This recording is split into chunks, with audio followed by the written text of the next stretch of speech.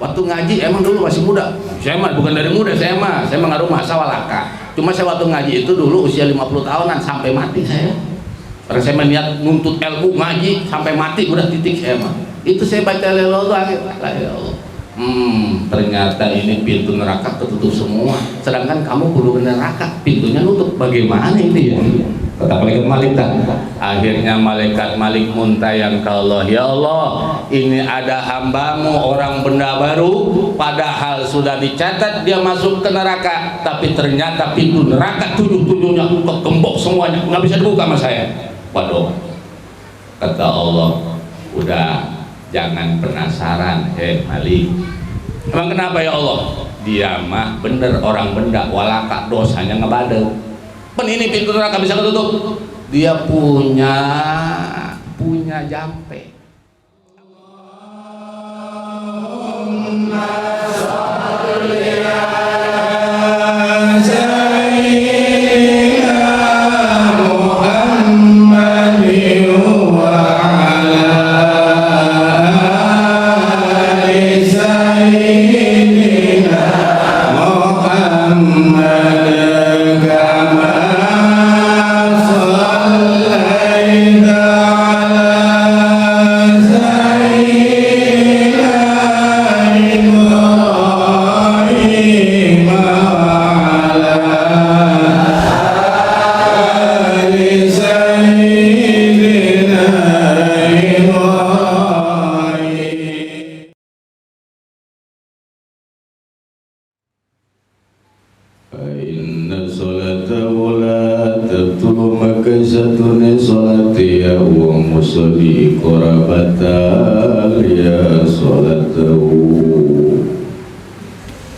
Walau kasyafal musalli auratahu amdan batalat salatuhu. Namun ngabuka al-musalli sapa wong kang salat auratahu ing aurat ya musalli amdan hale maha amdan hale maha batalat salatuhu, maka batal opo salat ya musalli. Walau satara fil lan senajan nutupan ya si wong ha. Walau satara lan senajan satara nutupan ya musalli ha ing aurat fil hali ing dalam pada harita.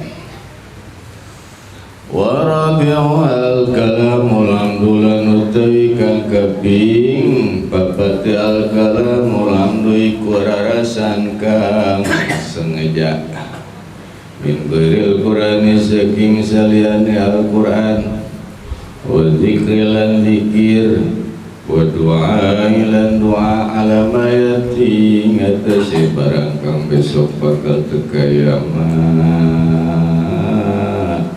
biharfain iklan senajan anak ya kalam biharfain ikut kelawan huruf ro awar bimofi milata warok kang awe pam kaki kaya lafad ki minal wikoyati dan mustaq saking lafad wikoya datin badar binatawa madatin atawa dawa pada harfin dalam solusi huruf wada khola film ala ilmu sahibi malau akraha ala kalam walau itu wada khola di dalam ilmu sahibi wada khola.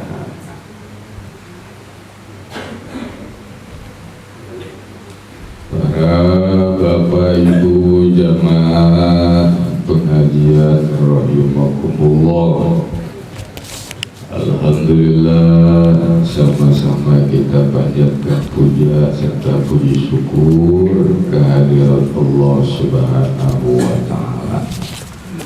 Alhamdulillah saat ini kita masih diberikan nikmat sehat walafiat, nikmat panjang umur, terutama adalah nikmat iman dan nikmat Islam, sehingga kita dapat kumpul kembali bermuajah silaturahmi sekaligus talabul ilmi, menuntut ilmu Allah Subhanahu wa ta'ala.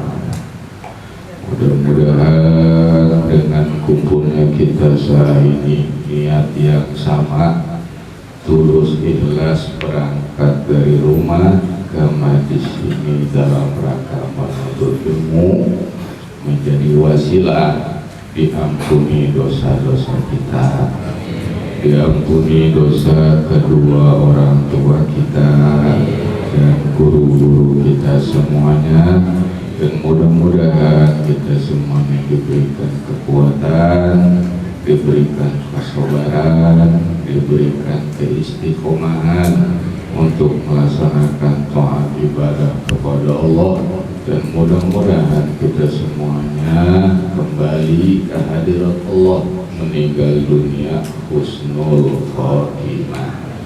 Amin ya rabbal alamin. Sebelum kita lanjut ke pembahasan pengajian,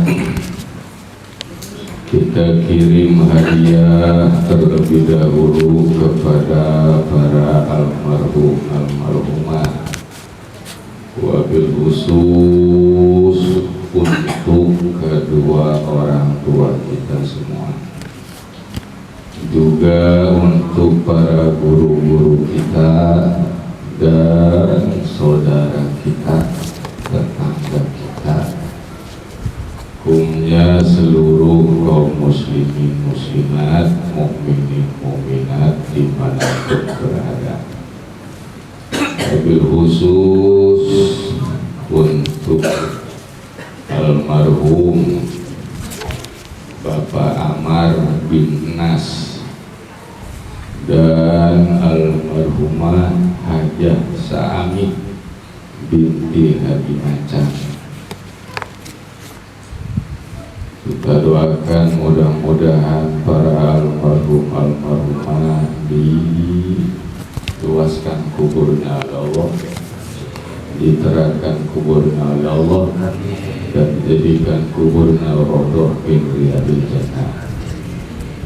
Bibarakati umil Quran Al-Fatihah. Bismillahirrahmanirrahim. Alhamdulillahi rabbil alamin. Ar-Rahmanir-Rahim. Maliki yaumiddin. Iyyaka na'budu wa iyyaka nasta'in. Ihdinas siratal mustaqim. Siratal ladzina an'amta 'alaihim ghairil maghdubi 'alaihim waladdallin.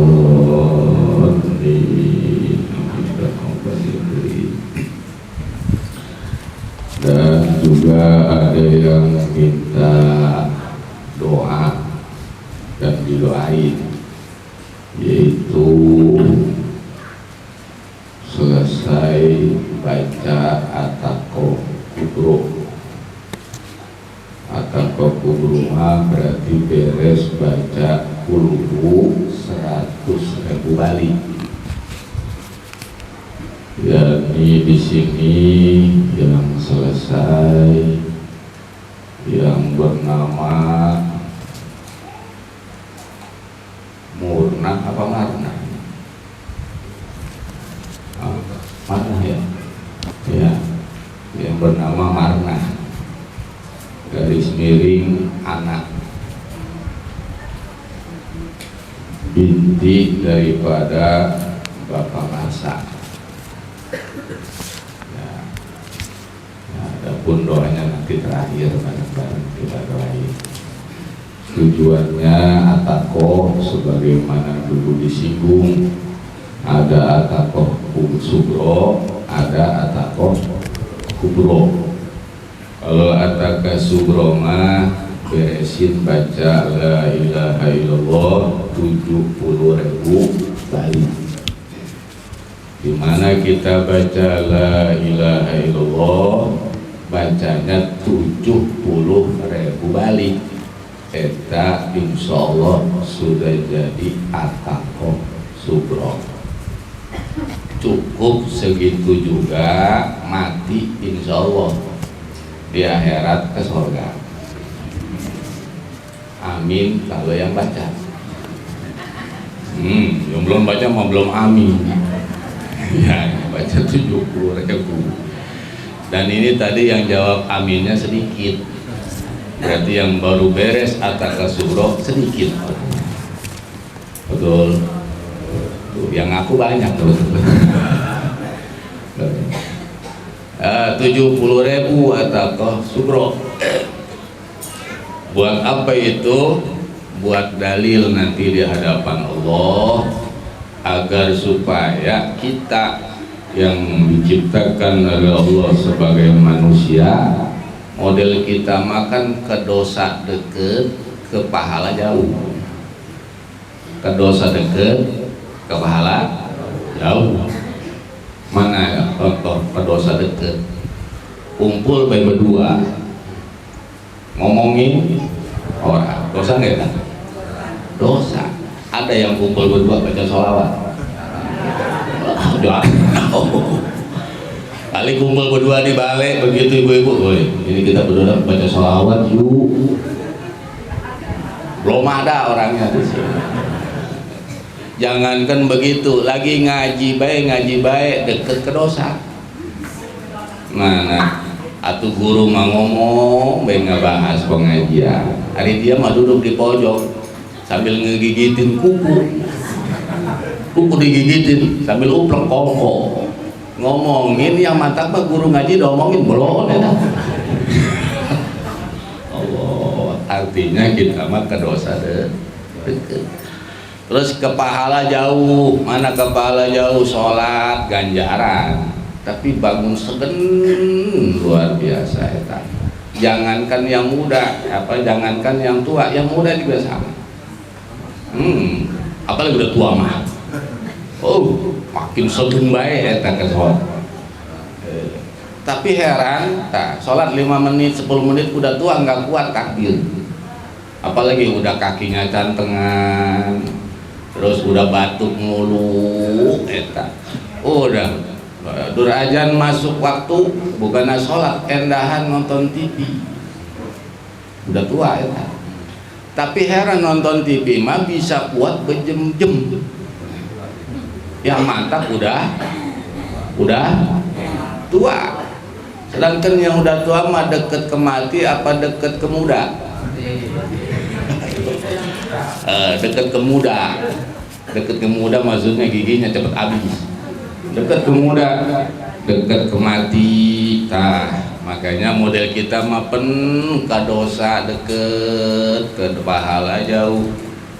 Enggak apa-apa ibadah. Contoh lagi mana ngaji pen pahala apa dosa?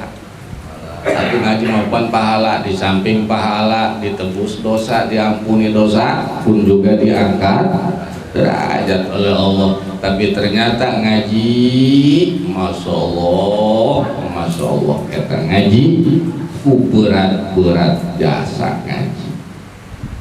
Mana ciri beratnya? Ciri beratnya mah kadang kita tahu ini hari pengajian, bahkan ngedenger suara speaker daripada MC ngegerok kata MC itu ya.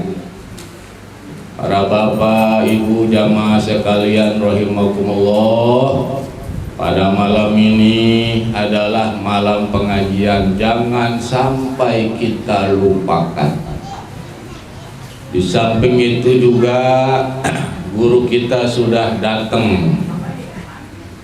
Oleh karena itu hayo yang udah nggak ngapa-ngapain di rumah, yuk bareng kita duduk di musola atau masjid atau majlis talim, bareng-bareng kita menuntut ilmu Allah Subhanahu wa ta'ala. Nggak denger mah nggak denger, kali gitu nyaut, insya Allah nggak aja. Malah ada yang ngomong, ya bisik, gua udah tahu malam ini pengajian. ngomong lagi kok limpah juga lu, pakai ada bahasa mau limpah juga. Artinya kita pakai ibadah merot belrot, tapi giliran kebuat dosa mah gancang cepet gitu. Nah inilah, jadi kita meninggal dunia wallah alam, kita belepotan dosa atau enggak, tapi dengan ataqo insya Allah tak atakah ya. Sebab kalau nanti di akhirat ditimbang amal, ternyata ngejempling kita mah. Nggak kudu nanya ke orang, nggak kudu nyatetin amal baik kita, amal buruk kita, pasti kita malu suruh nyatetin ke orang mah. Udah kita mah inget baik, sadar ke awak, tuh gua kalau mati ini kayaknya gua mah kalau ditimbang amal gua kayaknya beratan ke dosa gua mah daripada beratan ke pahala. Aduh, ngaruh masak ibadah sholat dari muda ape ketua enggak ketemu khusyuk, yarin enggak ketemu khusyuk juga, yang penting sholat. Terus puasa juga, masya Allah puasanya enggak kayak para ahli-ahli Allah, puasanya bersih murni. Hari kita mah puasanya mikirin beban. Terus makanya kita mah bicara ibadah ternyata diukur-ukur, tahu diterima tahu enggak, walaupun yakin diterima, kalaupun diterima kayaknya sedikit oleh Allah. Karena sholat saya mah kagak khusyuk, kalaupun diterima mungkin berapa persen mah, mungkin 10% yang diterima oleh Allah, sedangkan dosa saya 100%. Kayaknya mah nggak cukup sholat saya buat ngebanding dosa yang saya perbuat. Ternyata puasa saya juga belum bisa ngebandingin dosa saya yang saya perbuat. Daripada itu udah tua begini malah ingat omongan para guru, daripada ngapa-ngapain malah beli tasbih, yang jumlahnya 100 biji dipegang lah, ini mah sambil nunggu napas habis, ini mah sambil napas baca la ilaha illallah lah, ini mah sambil tidur baca la ilaha, dapat ternyata diutang itu 70.000 nggak kerasa. Pas meninggal dunia nanti di akhirat ditimbang bener baik, dosa lebih gede daripada pahala, neraka atau neraka bukan? Neraka, pas bawa ke neraka, pas di neraka ternyata 7 pintu neraka ternyata semuanya ketutup. Masuk pintu pertama, pas pintu pertama malaikat Malik pun godek. Kata malaikat Malik, ya Allah, wahai Tuhan, Tuhan orang mana? Saya orang Benda Baru. Emang Tuhan punya amal apa sih? Kok ini pintu neraka nggak bisa dibuka ini? Yang bener dan melelawan apa? Bener ini mah. Pintu neraka kegembok ini mah. Malaikat Malik ngebuka, nggak kebuka. Ternyata Allah ngomong, kata Allah, malaikat Malik, sampai kapanpun kamu ngebuka itu pintu nggak bakal kebuka, sebab itu pintu neraka sudah ditutup oleh bacaan la ilaha illallah dia ketika di dunia, yakni ataqoh surah. Kata malaikat Malik, Tuhan nggak jadi ke neraka. Alhamdulillah. Gara-gara apa ya? La ilaha illallah di dunia. Gak berapa dulu, tahu waktu usia saya udah tua sih itu mah 50 tahunan saya di tasbih. Kemudian tuh saya baca la ilaha, itu saya nonton TV udah nggak demen, udah tadinya mah beteng, udah nggak demen tuh pegang tasbih saya mah baca la ilaha. Karena nggak pakai tiduran saya mah, dihitung nggak kata malaikat Malik, kagak nggak dihitungin mas saya. Jadi dari usia 50 sampai berapa? Saya meninggal 73. Berarti 23 tahun, iya. Itu nggak ngapain, kagak ngapain. Orang saya udah tahu jasa, saya mah bakal mati. Dosa saya mah ngebadeng. Udah saya mah baca itu doang, la ilaha illallah. Saya mengingat omongan guru, katanya bakal jadi ataka sumroh, bakal jadi selamat nanti daripada sisa api neraka. Saya mah yakin udah, saya baca baik tak. Jadi kamu selamat pintu pertama. Jadi saya nggak masuk nih, enggak. Tapi pintu neraka ada 7, 6 lagi berarti. Di sini bawa kemana? Atau belum, sebab kamu ke neraka ini. kamu ke neraka catatannya. Makanya malaikat jawabannya bawa kamu juga ke sini. Saya dipanggil oleh Allah sebab mau nyemplungin kamu. Pintu pertama ketutup karena atakan kamu itu. Udah masih ada 6 pintu lagi, berangkat kan ke pintu yang kedua. Sama, pintu kedua tutup juga. Pintu ketiga tutup juga. Pintu keempat sampai ke pintu yang ketujuh ternyata nutup semua. Godek malaikat malik. Waduh. Orang benda ini bukan? Benda, saya mah benda. Waktu ngaji emang dulu masih muda. Saya mah bukan dari muda, saya mah ngaruh masa walaka. Cuma saya waktu ngaji itu dulu usia 50 tahunan sampai mati saya. Karena saya melihat nuntut ilmu ngaji sampai mati udah titik saya mah. Itu saya baca la ilaha illallah. Ternyata ini pintu neraka ketutup semua. Sedangkan kamu perlu ke neraka, pintunya nutup. Bagaimana ini ya? Kata malaikat Malik. Akhirnya malaikat Malik muntayang ke Allah, ya Allah, ini ada hambamu orang benda baru, padahal sudah dicatat dia masuk ke neraka, tapi ternyata pintu neraka tujuh-tujuhnya kegembok semuanya, nggak bisa dibuka sama saya. Waduh, kata Allah, udah jangan penasaran, Malik. Emang kenapa ya Allah? Dia mah bener orang benda, walaka dosanya ngebadel. Pen ini pintu neraka bisa ketutup. Dia punya jampe. Apa jampenya? La ilaha illallah. Berapa banyak ya Allah? 70.000. Jadi dia ini selamat. Udah, karena punya andalan atakoh tersebut, maka Allah ngarobah takdir itu si fulan yang punya atakoh. Kata Allah, udah nggak ada jalan dia mah ke neraka sebenarnya mah. Kata malaikat Malik, atau dari tadi ada ya Allah, itulah udah betul-betul saya aja ya, bawa pintu buka pintu nggak buka. Udah, jadi kemana ini ya Allah? Udah, ajak wahai malaikat Jibril, panggil, ajak itu si fulan orang benda. Kemana ya Allah? Bawa ke surga. Alhamdulillah, gara-gara tak gampang apa susah atakah? Gampang ngomongnya, ngerjainnya. Ada yang sampai sekarang belum tamat-tamat atakah subro. Ngapain aja Kalimantan ya? Ngapain aja? Padahal ngelamun lebih sering. Lamun sering tak ngelamun, ngelamun mereka. Padahal daripada ngelamun aku mendingan eta. Nah, atau Nabi baca sholawat, sama baca sholawat, dapetin sholawat 4.444, insya Allah sama eta, sama. Oh, gampang, banyak dongeng cerita orang yang baca sholawat doang eta bisa masuk surga, padahal dia berhak kudu ke neraka. Tuh sholawat, udah kita mau ngapain lagi ya tuh ibu? Nah, kita mengaruh masa dosa lalakon kita lalak kita mah bicara ibadah tahu kagak, kadang sedekah juga tahu ikhlas tahu kagak eta, tapi bicara maksiat mah doyan-doyannya. Ya Allah, akhirnya yuk kita mah bareng-bareng yang ada waktu mah kalau pesan abah sepuh sama abah almarhum, kalau kita hidup wayahnya, kalau bicara sholat nyari khusyuk nggak bakal ketemu sampai mati kan. Bicara ngaji sampai pinter kayak wali nggak sampai, nggak. Udah kita mah ngaruh masa punya dosa, udah tuh kata abah sepuh abah almarhum tuh dapetin baca la ilaha illallah seumur hidup mah dapetin 70.000. Atau baca kulhu, kalau masih doyan ini mah doyan. Nah, kulhu baca 100.000 bari seumur hidup. Ya Allah, jangan sampai keburu mati.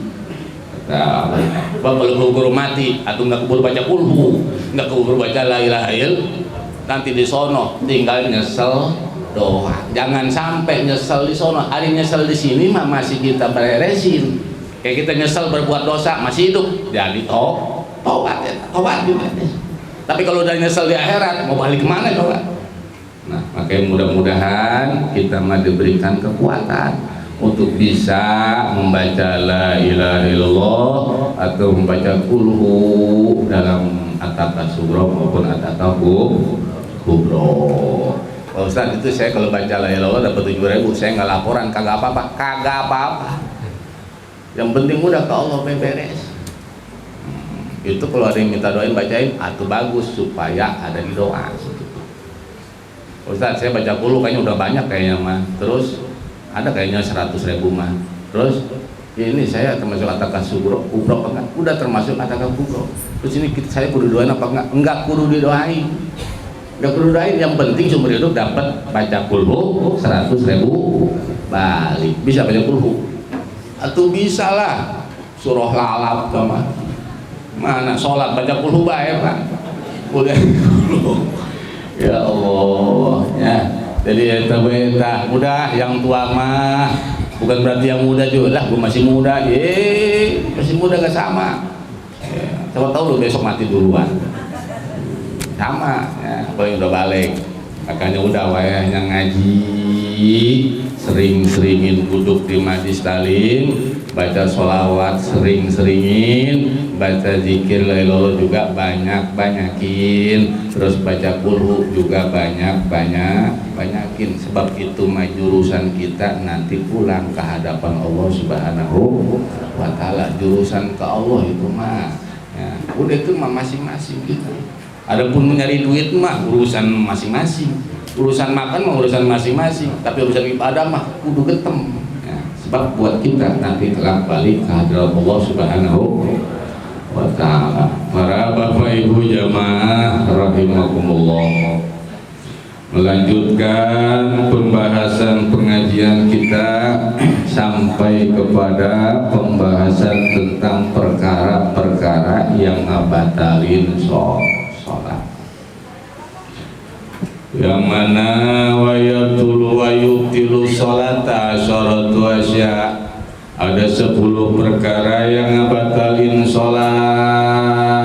Yang pertama al-hadasu, hadas amdan au syahwat, baik hadasnya sengaja ataupun lupa. Di mana ada orang sholat kemudian hadas, maka sholatnya batal. Ini mah hadasnya sengaja batal, ini mah hadasnya lupa, tetap mau lupa mau sengaja, ketika sholat datang hadas maka hukum sholatnya batal. Adapun sawaunil akbar wal asghar, baik hadasnya hadas gede maupun hadas kecil, di mana datang ketika kita sholat, datang hadas kecil maupun hadas besar, boh sengaja ataupun lupa nggak sengaja, tetap hukum sholat kita batal. Sebagaimana kemarin pembahasan. Wasaniha wuku'un najasatin ghairu maf'uinan, dan keduanya yang ngabatalin sholat adalah wuku'un najasatin, kejatuhan najis, ghairu maf'uin, najis yang tidak dimaaf, tidak dihampura, rutobatan aw yabisatan, najis jamah baik kering ataupun basah. Kedua, sholat kita batal. Kita melaksanakan sholat kan kudu suci pakaian. Kedua, kudu suci badan. Ketiga, kudu suci tempat sholat kita. Eta 3 perkara tersebut ketika sholat wajib suci. Wajib suci dari apa? Najis. Nah sekarang kita sholat, baju udah boleh nyuci, kemudian kain sudah boleh nyuci, ataupun mukena sudah boleh nyuci, bersih, nyucinya pun tidak tercampur najis dan yakin sudah suci. Kemudian bicara badan juga sudah dipandiin, dibersihin daripada segala najis yang nempel, kotoran pun sudah digebeg-gebegin, yakin sudah bersih. 2, kemudian tempat sholatnya, sejadah yang dipakai pun suci, atau tempat sholatnya pun memang suci. Tah etakan di mana sholat, badannya suci, pakaiannya suci, kemudian tempatnya suci, maka hukum sholatnya sah. Udah anteng mau kena ge udah boleh nyuci, nyetrika wangi pakai minyak wangi, baju kokoh pun baju putih boleh brand Rizka pakai minyak wangi, mangkaning plus sorban. Sarung juga yang kemarin lebaran beli dipakai, mereknya juga bagus, merek BKS bekas. Udah yakin. Kemudian sholat, wah udah yakin pokoknya mah suci. Pada saat Allahu Akbar, tiba-tiba ada cecek yang mengganggu. Cecek naik jalan ngerayap di pelafon ya. Seret. Sholat makanya mukenanya putih. Wow, sendakep lagi baca bismillah. Tiba-tiba eta cecek berak. Cerot bunyinya cerot. Ya, atau gimana ngegambarinnya nyontohnya? Berak tiba-tiba. Cerot begitu dah. Pas cerot kebenaran lempeng kemukena tah, pas lempengan tangan. Waduh, makaning tainya rada basah. Pas udah langsung nyeret-seret beta. Dikepret atau masih ada bekas apa? Tak, pertanyaannya eta tai cecek najis apa bukan najis? Ketika jatuh ke pakaian dalam keadaan basah, nempel kepada kainmu atau mukena atau baju yang kita pakai yang tadinya suci, kemudian tertiba najis, kumaha eta hukumannya, batal atau tidak? Nah, yang kedua, wuku'un najasatin, batal sholat di mana datangnya najis, ghairu ma'fuin anha, najisnya yang tidak dimaaf kayak ning tai cecek. Rutobatan, tingkah tai ceceknya adalah basah, maka hukum sholatnya batal. Di mana jatuhnya? Ala saubihi, baik pada pakaiannya. Jatuh ke pakaian, eta batal. Ustaz, ini mah bukan ke pakaian, tapi ke badan saya. Hidung saya mah emang alhamdulillah diciptakan Allah rada mancung. Ketika sholat, masya Allah, eta lagi cecek nyelongcong, berak lempengan hidung saya, plek meta. Enggak jatuh ke muka nama ke baju mah enggak, ngan ke hidung. Tah eta bagaimana? Sama ketika jatuh najis yang tidak dimaaf oleh agama, jatuh ketika kita sedang sholat, jatuh ala badanihi, ke badan, sama eta pun batal sholat.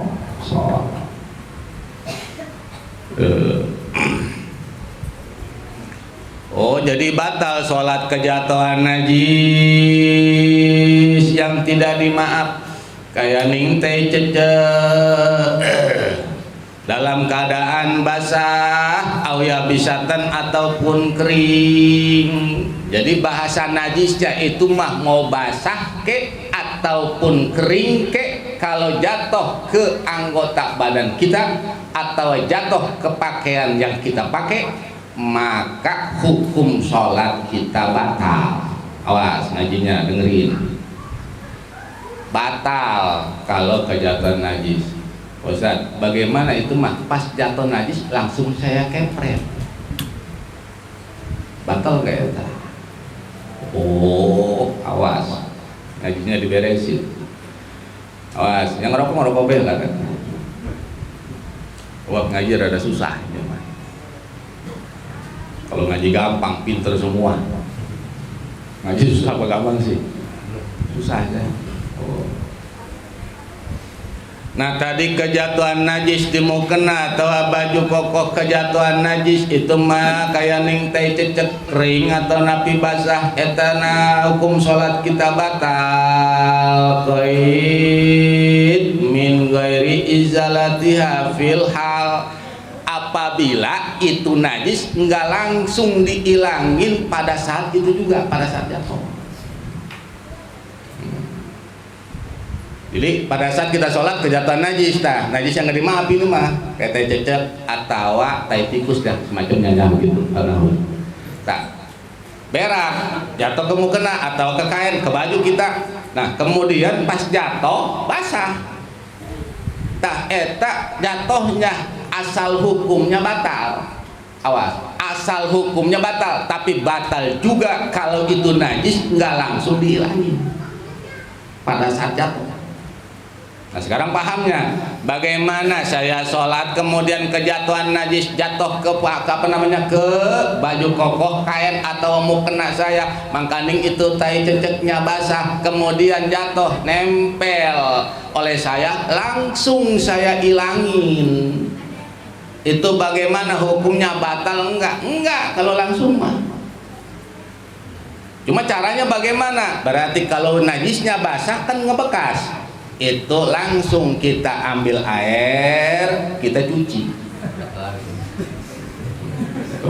Halo? Oh, Ustaz, atau itu mau batal-batal kayak nih, atau batal lah. Makanya kalau mau sholat bawa air seember, deketin air, set, udah ke tanah jamaah itu air sholat bawa ember, bawa air. Emang kenapa? Di sini rumah kita banyak cicak, takut ntar berak, ntar gua tinggal nguplak doang. Ada yang begitu? Kagak. Makanya umumnya kita sholat kalau kejatuhan tai cecek kemukena batal kita mah, sebab enggak langsung dia. Sebab cara ngilangin dengan cara dicuci dia. Kalau nggak dicuci atau najis tetap. Betul, awas. Jadi rata-rata kita kalau dari sisa basah, najis nggak batal kalau kita batal rata-rata. Itu sama kalau ke baju saya misalnya sama. Misalnya lagi sholat pakai baju kokohnya banyakkan kantong. Ini kantong bawah kantong, bahkan ini kantong gede-gede. Jadi emang harapannya kalau sedekah berkat banyak muat. Ternyata dipakai sholat Bang Kaning, angin ngeleber-leber bayar dari atas, kemudian di kantongnya terbuka. Tiba-tiba ada cecek berak, kemudian tehnya kering, plek jatuh ke kantong. Apaan ini? Pas lihat penuh hitam mah, teh cecek, bagaimana? Langsung kembali dikepretin dibuang, kontal enggak batal sholat. Dengan cara langsung. Tapi bagaimana Pak Ustadz, ini mah oleh saya pada saat kejatuhan najis yang nggak dimaaf kayak nih teh cecek kering mah kering, atau teh tikus kering mah kering, cuma oleh saya nggak langsung saya kepret, malah saya liatin dulu, saya perlengin. Nah pas jatuh plek, dilihat yo cecek ini mah tapi kering, kepret. Awas ini mah ngomong begitu dong, ngomong begitu sudah hukuman ngantep, kita batal betul. Tetap batal. Jadi yang nggak batal mah langsung refleks, langsung pas jatuh langsung dikepret. Kalau begitu ada ngantepnya nggak berarti? Ada. Waduh, cocok ini mah. Waduh, kering. Kepret. Itu kan ada. Awas awas bicara sholat kejatuhan najis baik batal sholat kalau eta najisnya tidak dimaaf. Boh itu kering ataupun basah tetap batal kalau nggak langsung dihilangi. Ustaz, saya mah sholat bukan kejatuhan najis. Kenapa? Emang kain saya kena tai belek, itu bagaimana? Waktu batal jasa tuh mah batal. Ini mah kan kejatuhan berarti sebelumnya suci. Ini mah udah kena najis, nggak sah. Makanya hati-hati kita kalau nyuci pakaian yang khusus sholat, khususin buat sholat mah, khususin ya. Sebab apa? Khawatir pakaian sholat kecampur dengan pakaian yang lain, ternyata pakaian yang lain kena air kencing, kecampur, jadi najis kita. Terus sama kita nyucinya sekali kupiak doang, ternyata langsung diperes, dijemur, secara johir mah bersih, apalagi pakai apa namanya, kecelin apa dulu kan? Motok, menjadi wangi bener. Tapi kalau cara nyucinya ternyata itu pakaian yang kita pakai tercampur dengan najis, baru satu kali basuhan, hukumnya tetap najis Pak. Tetap najis. Berarti sah nggak sholatnya? Makanya banyak nanti di akhirat ternyata sholat mahku sholat di dunia bahkan sholatnya berjamaah, bahkan jadi imam sholatnya, tapi ternyata di akhirat sholatnya nggak diterima satu-satu acan, gara-gara bininya kagak bisa nyuci. Makanya bininya suruh ngaji. Ngajinya bab pertama ibu-ibu tak kursus cara nyuci. Itu tak datang ke Ustaz, Assalamualaikum Ustaz, nih bini saya mah ini Masya Allah emang dia waktu perawatnya nggak pernah nyuci, nggak pernah bebenah, terus ini punya laki, terus saya mah ternyata ini saya mampu nanti sholat saya pakai yang dijujur sama bini saya, ternyata sholat saya ini pakaian saya ada najisnya, dan ternyata sholat saya nggak bakal sah, saya nggak mau begitu, gara-gara bini saya ke neraka, bini saya juga akhirnya ke neraka juga berdua sama saya. Gara-gara apa bini saya ke neraka? Gara-gara saya dimasukin ke neraka sama bini saya, dan bini saya juga akhirnya ke neraka juga, jadi bareng-bareng. Saya nggak mau begitu, kata Pak Ustadz ya. Terus ini mau ngapain? Jadi ini mohon diajarin bini saya. Yang pertama ini Pak Ustadz, cara bersuci, cara nyuci sayuran yang bener bagaimana, terus cara nyuci pakaian yang bener bagaimana. Kalau pakaiannya terkena kalau pakaian kotor doang mah nggak jadi masalah. Kayak pakaian cuma bedage doang di leher kita, atau leher laki kita, mangkaning bajunya pakai putih lulu, mangkaning laki kita mah keturunan leher luntur. Apa leher luntur, padahal mah lehernya yang hitam tapi baju putih yang dipakai, pas dibuka eta kunaon pindah, eta hitamnya ke baju. Nah, eta namanya dage. Najis apa bukan? Bukan najis teman. Ya, dicuci dikupiak walaupun eta nggak bersih, dagenya tetap suci nama. Nah, suci. Ustaz itu kalau sampai ada apa kayak teh nyamuk begitu, kan ada mau kena tuh ibu-ibu apa kayak teh nyamuk dulu begitu dah. Eta bagaimana bukan nggak pernah dicuci? Kegantung mbak eta nggak jadi masalah. Nah, kalau sekadar kotor doang mah, nggak jadi masalah. Tuh, nah hati-hati tah. Wow. Jadi kalau kejatuhan najis ketika sholat, najisnya yang nggak dimaaf, eta mah batalin sholat. Ketika najis tersebut tidak langsung kita kepret. Ustaz itu kalau ceceknya berak di sejadah itu bagaimana? Sejadah kita buang apa jangan? Enggak kudu. Kalau kering tinggal disentil bae tah. Lempengan jidat mah. Apanya? Tainya tuh yang kering yang jatuh, sentil dah. Pas lagi sujud, maling jidat, nempel memayang gitu. Sentil. Nah, disentil baik. Itu mukenanya apa masih jadanya bagaimana cuci jangan? Enggak kudu.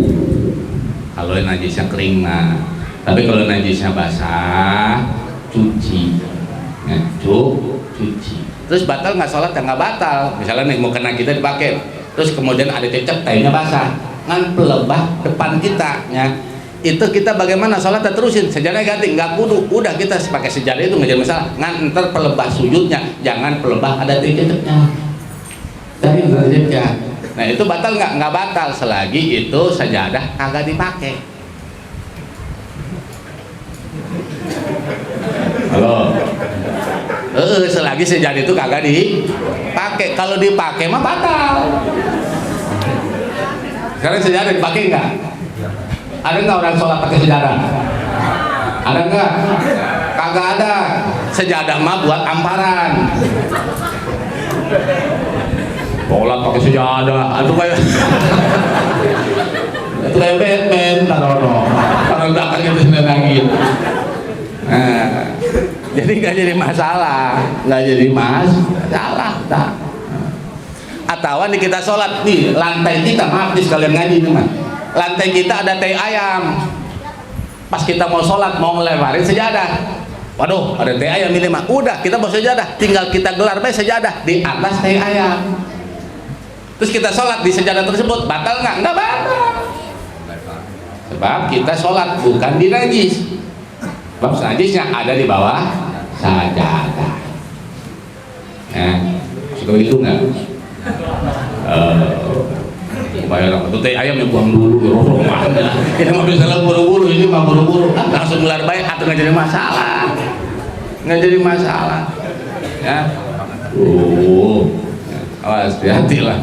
hati-hati ibadah mah babagan ibadah kayak bangun sepele sholat atau bener sholat mah babari asal tahu gerakannya segala macam atau beres roes. Tapi ketika nanti sholatnya ternyata pakai pakaiannya ada najisan, nah maka hukum sholatnya enggak sah.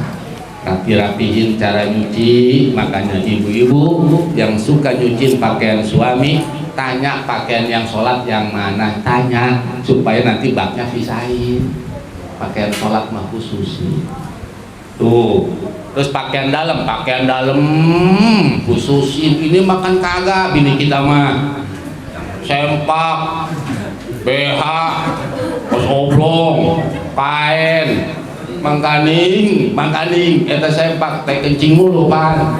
Allah dicampur, tuh kotorin air. Tadinya pak baju bersih, kotor doang, jadi kecampur najis.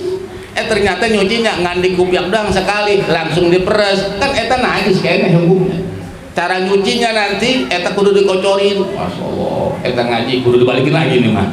Udah dibahas dulu. Nah, makanya cari bini, lihat tangannya yang licin. Maksudnya apa? Kalau licin berarti rajin nyuci. Nggak apa-apa kawin pada saat ngelamar boleh. Perempuan yang boleh dilihat ketika ngelamar dua, satu telapak tangannya, kedua mukanya. Selain itu haram hukumnya kalau belum jadi istri mah. Tuh, etalah fungsi ngelamar supaya nanti nggak menyesal setelah akan nikah. Pas lihat, waduh muka bening, telapak tangannya licin, ciri perempuan mah dalemannya juga pasti licin. Perempuan ini mah kalau mukanya licin, telapak tangannya licin, insya Allah dalam-dalamannya licin. Pak Ustadz, itu ada yang mukanya licin mengkilap, tangannya juga licin tapi dalamnya keradak, nasi tahu.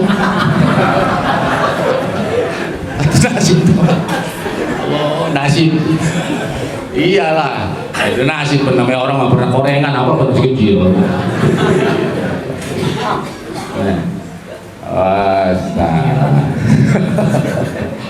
Allah auna padosa baladi waqan alaihil yabisatu fil hal. Jadi bisa eta najis yang datang ke pakaian eta enggak jadi mantakan batal sholat. Di mana ketika najis tersebut langsung dicuci. Kalau najisnya basah mah auna pado atawa dikepret asoba baju pakaian ala diwaqat alina bisa ketika kejatuhan najis yang datang yang kering bil hali pada saat itu juga. Maka di mana ada orang sholat kemudian kejatuhan najis, najisnya basah langsung dicuci, najisnya kering bajunya langsung dikepret, fa inna sholatahu la tabtulu, maka sesungguhnya sholatnya tidak batal. Jadi nggak batal sholatnya kalau najis yang jatuh. Kalau basah langsung dicuci kita pakaian, kalau kering langsung dikepret.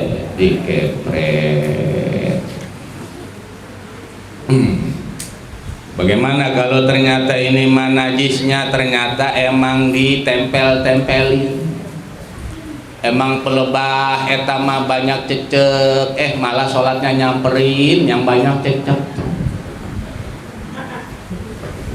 banyak rumah depan ada cecek bener. Emang pelebah pojok mah banyak cecek, eta dia mah ngarannya pojok baik, sedangkan eta mah tempat cecek berak.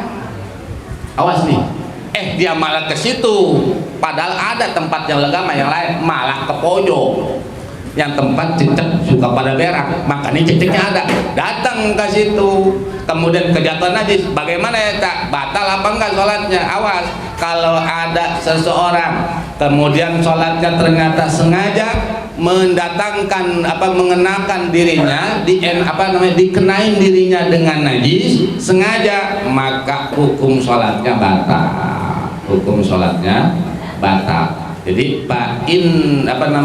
amma idza ta'ammada isobatan najasa. Adapun apabila sengaja orang yang melaksanakan sholat isobatan najasa mengenai najis ke badannya atau ke pakaiannya, fa inna sholatahu tabtulu, maka sholatnya batal. itu mah mau langsung dikepret atau enggak tetap batal kalau sengaja dikenain pakaian atau badannya dengan najis. Atau ada teh ayam tak lagi sujud tempat sujud, kemudian ya teh ayam dicolek, tak eta namanya sengaja nggak ngenain najis, sengaja eta dia langsung disetil, teh ayam ini mah tetap batal walaupun langsung dikepret. Dua ya. Tinggal yang ketiga yang ngebatalin sholat, puasa lisuha kasful aurat. Nah ini kebuka aurat, nanti pada saat selanjutnya akan kita bahas tentang yang batalin sholat, masalah kebuka aurat. Ini rame kebuka aurat, rame pokoknya mah, pokoknya kalau nggak ketawa nyengir ya minimal. Kok punya gigi tadi. Puasa lisuha, Allah.